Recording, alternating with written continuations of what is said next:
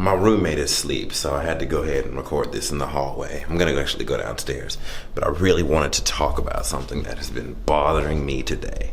All right, I normally don't make like really serious videos about political things, but what happened yesterday, July 4th, or maybe even yesterday, July 5th, I'm not sure. I think it was the 5th. It was just disgusting to me, okay? It was absolutely terrible. And so what happened is, I'm trying to find a place to like set my camera down so I can talk. But essentially what happened is the whole Alton Sterling thing. And normally when things like this happen, Trayvon and all that stuff, I'm upset. And obviously I don't like it. But this one was just terrible, man. It was absolutely terrible. I saw the video and I don't even know if I want to link the video down below. You might have already seen it yourself. But essentially, all this guy was doing was selling bootleg CDs out of his car. He had a firearm because he was allowed to have a firearm in his city. And someone called the police on him. The police came, some kind of altercation ensued. And when the video started, he got tackled onto the ground. He was being held down to where he couldn't move. And the police officer took a gun out and shot him. Now, that's not cool. And every time something like this happens, I think to myself, it could always be me. Trayvon Martin walking to the store to get some Skittles and Arizona tea, gets killed. Sandra Bland just trying to go to work on her first day of work, gets killed. Mike Brown, he bullied a guy at a gas station into giving him a free pack of Swishers, 99-cent Swishers, by the way. Now, the police got called. He had a situation with the police. He ended up dying. But a pack of Swishers is not worth a human life. I can 100% attest to that. Bootleg CDs is not worth a human life. Going to work's not worth a human life. A bag of Skittles is not worth a human life. And all of these things are simple things that I have bought or I've done since I've been alive. I've bootlegged CDs. I've bought Swishers before. I've bought Skittles in Arizona before. I've done all of these things before. So does that mean that I deserve to die too? Just because I'm black, or just because I buy these certain things, or just because I live my life a certain way, or I dress a certain way, now my life is less valuable than somebody else's. There are many events going on in Houston right now that I can't attend because I am here in Los Angeles, but I do hold positions on the executive board of Uncommon Colors, an organization I started to promote arts and talent across all races and everything like that, just equality, and also campus diversity for SGA. And so these things are important to me, and I wish I could be at these events, but in lieu of that, I'll definitely express my opinions here. This is a conversation that needs to be had. We all know this is a conversation that needs to be had because it keeps happening. And when you're moving in a cyclical pattern and you keep allowing things to happen over and over, you know what that makes you? Insane. It makes the police force insane. It makes black people in general insane. It makes America insane because we keep on doing the same thing over and over again. Someone gets killed. We complain about how messed up the justice system is. We don't do anything to solve the justice system problems.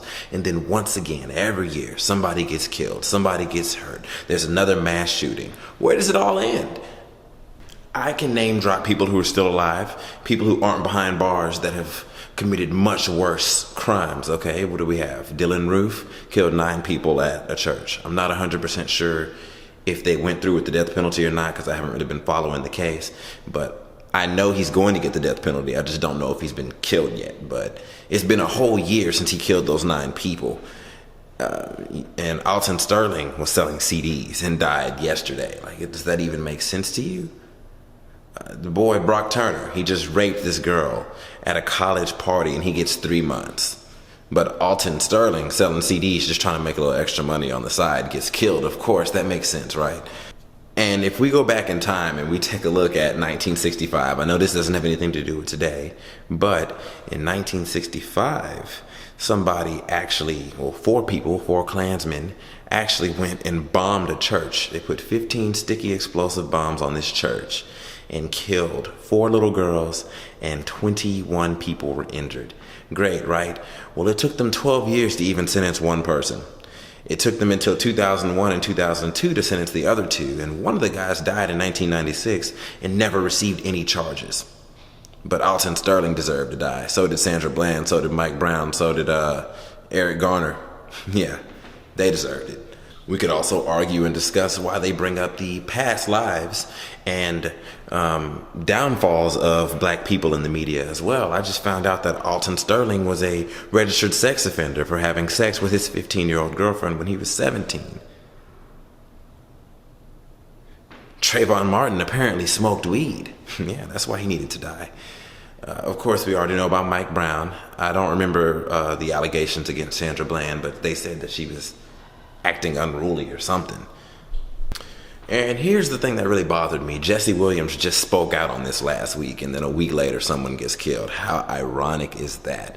Now, I watched this video about this lady named Tomi Lauren. She was responding to Jesse Williams' video and basically said that black people aren't still being oppressed and that we need to just get over it because everything is equal now and we're creating problems for ourselves. But I could argue differently.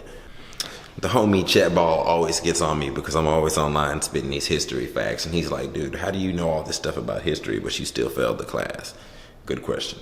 No, but I really, I pay attention to the black history portion of history, more than any other portion, so that's why. But anyways, Andrew Lincoln is on The Walking Dead. Abraham Lincoln abolished slavery in 1865, all right? So in 1865, he also was killed, and Andrew Johnson took over. Now, the problem with Andrew Johnson is he was a little lenient about the punishment that the Confederate people had, and he was kind of letting the Confederates get away with all of the bad things that they had done before. Now, the radical Republicans weren't happy about that. So they basically were going against everything Andrew Johnson said, and they really wanted black people to be equal to everyone else. Throughout time, they had things like the Black Codes. They had things like Jim Crow, the new Jim Crow. All these things to keep black people down, all these things to imprison black people. Slavery ended, they opened up chain gang prisons. That's why a majority of the prisons have black people in them. These are not speculations, these are not opinions, these are facts. Chain gang prisons are created to create a new version of slavery that's legal and morally responsible, to keep black people oppressed and to keep black people down. There are so many tactics used every day to keep black people down, even tactics to make us racist against each other. There were actually studies shown that whenever you tell a black kid that a test is for a grade, they do significantly worse than white people because they feel like they're inferior for whatever reason. I don't personally. I know I'm gonna slay the test no matter what, but they tend to do worse on tests because they were preconditioned to think that black means bad. Why were they preconditioned to think that? Because of the Black Codes, because of all these things that held black people back all these years. And then they put it out through the propaganda. They have all your favorite movie stars be white. They have your Barbies white. They have your Ken dolls white. Everything you look at is white. So you begin to think that white is better than black by default. And that's disappointing. It really is. I'm not here to pledge Black Lives Matter. I'm not here to be an activist, but I'm here to say that we're not going to ignore that there's problems going on, and we're not going to ignore that there's an issue, and we're not going to ignore that black people are oppressed, and we're not going to ignore that we're the minority.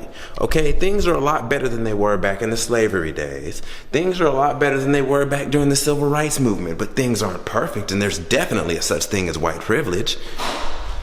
The fact that Alton Sterling did not get to live, the fact that Sandra Bland did not get to live, the fact that Trayvon Martin did not get to live, and there was not justice for any of them, shows that white privilege exists. I saw a video today of a white man fighting the police officers, swinging on them, and the most he got was a tase. But when a black person simply asks, "What did I do wrong?" he gets shot 5 times. Beautiful America. I'm really disappointed in the country that I live in right now. And you might not be able to tell, but I'm really upset about the situation that happened. And even if there is justice for Alton Sterling, and even if the police officers get fired, even if they get arrested, it's not enough to compensate the fact that he lost his life. It's not enough to compensate the fact that his kids are never going to be able to see him again, and neither is his wife or his other baby mamas or wherever they are. If you just think about it in terms of humanity in general, if your dad was killed by the police officers and you watched him not doing anything wrong, how would you feel? I almost lost my dad this year, and it had nothing to do with police, and I was devastated. Just to think, the simple fact that I could leave where I'm at right now and walk to the store to go get a bag of candy and potentially be killed by the police, that's ridiculous. We live in a country, as sad as it is, that me as a black male, I have to be afraid every time I see a police officer who was hired to serve and protect. I'm horrified when I see them. And this isn't because I'm doing something wrong or because I'm some gangster or because I'm ghetto. It's because the simple fact of there's a trend happening of black people being killed by the police every year. So now if I'm driving down the street and I see a police car next to me, I'm afraid. I'm nutting up and getting scared and stuff. Obviously, I'm not supposed to be speeding, but if I'm speeding and I pass by a cop, oh my God, my whole stomach churns because I'm afraid that if this cop stops me, I'm going to die. 9 times out of 10, 160 black men have been killed by the police in 2016 alone. So what makes me any different? I will still post a vlog tomorrow about whatever's happening in LA. I think tomorrow you guys might get a video about the BET convention that I went to, so look forward to that. But I really needed to speak on this. Peace, love, happiness.